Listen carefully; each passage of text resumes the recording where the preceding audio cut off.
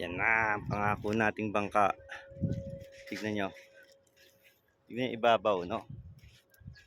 May tapakan lahat ng ibabaw niyan. Tapos yung batangan, papalitan natin itong batangan. Pinapahutok natin yung batangan doon kay Kuya Nards. Yan, syempre. Ang pangalan niyan, Buboy the Great.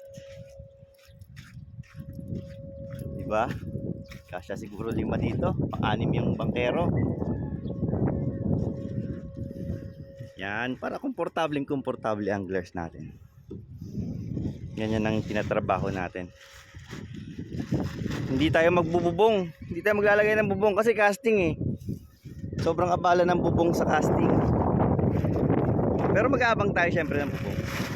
Yan. Malapit na guys. Malapit na talaga itong pangarap nating bangka.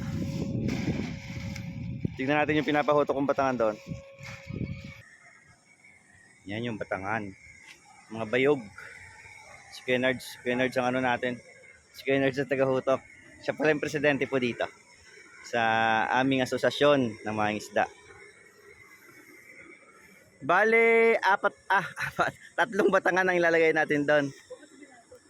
Yan, tigagalawa yung katig. Para safe tayo, no? Laban sa tagilid.